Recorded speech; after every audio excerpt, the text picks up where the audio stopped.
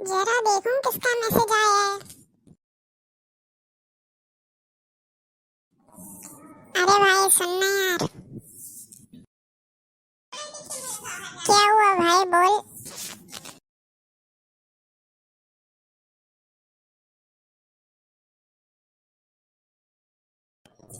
तूने कल की टेस्ट की तैयारी कर ली?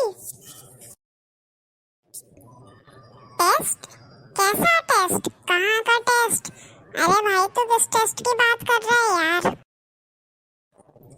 अरे वो अपनी साइंस वाली मैम ने बोला था ना कि उन्होंने जो पहला चैप्टर पढ़ाया है उसका टेस्ट लेंगे। उसका आज टेस्ट है? अरे यार सच बोल भाई। अरे यार मैंने तो कुछ तैयारी ही नहीं की, अब मैं तैयारी कैसे करूँगा? ऊपर से वो बायो वाली मैम जिनका कल टेस्ट है, चैप्टर 1 न्यूट्रिशन एंड प्लांट, वो तो मुझे बिल्कुल भी नहीं आता, और जिसको नहीं आता वो तो उसके घर पे फोन भी लगा देती हैं। कोई बात नहीं, तेरा रिवीजन मैं करा देता हूँ। चल अब धीरे धीरे क्लास का याद करने की कोशिश करके सर ने क्या क्या पढ़ाया था। आज हम न्यूट्रिशन इन प्लांट्स पढ़ेंगे। तो जैसा कि आप सभी को पता होगा कि न्यूट्रिशन दो टाइप्स के होते हैं, ऑटोट्रॉफ न्यूट्रिशन और हेट्रोट्रॉफिक न्यूट्रिशन।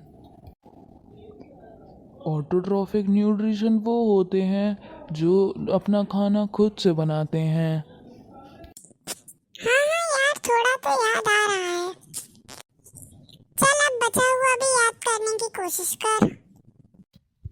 हेट्रोट्रॉफिक न्यूट्रिशन वो होते हैं जो दूसरी चीज़ों का न्यूट्रिशन के लिए सहारा लेते हैं। जैसे कि मैं आप लोगों को एक एग्जांपल देता हूँ। जैसे कि हम ह्यूमन बीइंग्स, हम भी दूसरों का सहारा लेते हैं फूड के लिए। अमीबा ये एक टाइप का बैक्टीरिया होता है जो दूसरों का सहारा लेता है। फंगाई और कैस्क्यूटा ये दोनों भी दूसरों का सहारा लेते हैं। अब हम बात कर लेते हैं फोटोसिंथेसिस की। फोटोसिंथेसिस एक प्रोसेस होती है जिससे प्लांट्स अपना खाना बनाते हैं, जो वो भी इनऑर्गेनिक कंपोनेंट्स को यूज़ करके ऑर्गेनिक खाना यानी कि ग्लूकोज। वो यूज़ करते हैं carbon dioxide, water, solar energy और क्लोरोफिल जो ट्रैप करता है सनलाइट, वो भी।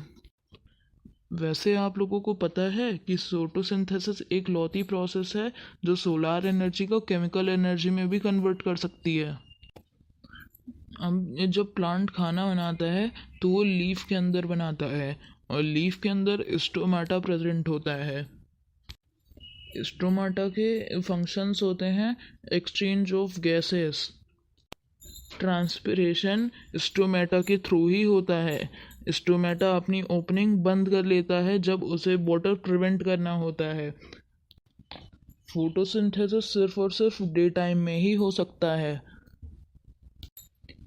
ये ऐसा इसलिए है क्योंकि नाइट टाइम में सनलाइट प्रेजेंट नहीं होती है, और उसे सनलाइट भी चाहिए होता है फोटोसिंथेसिस परफॉर्म करने के लिए।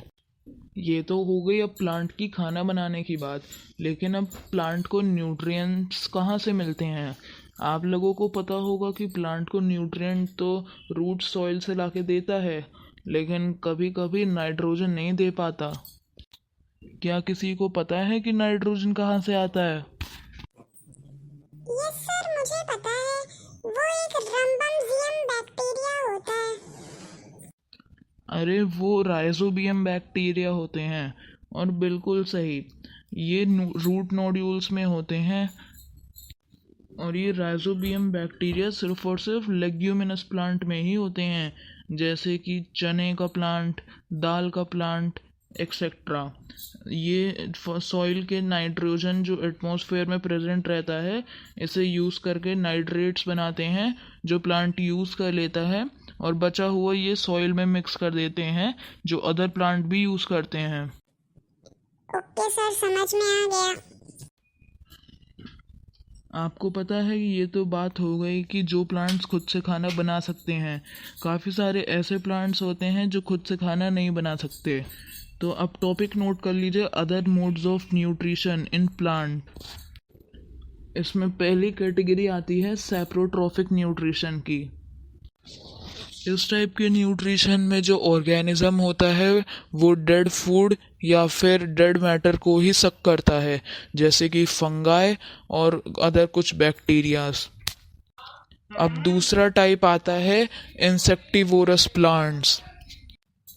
इंसेक्टिवोरस प्लांट्स वो प्लांट्स होते हैं जिनके पास एक ट्रैप होता है इंसेक्ट्स को ट्रैप करने के लिए, और वो इंसेक्ट्स को ट्रैप करके उन्हें अपने अंदर डाइजेस्ट कर लेते हैं, जिससे उनकी नाइट्रोजन की डेफिशिएंसी फुलफिल हो जाती है।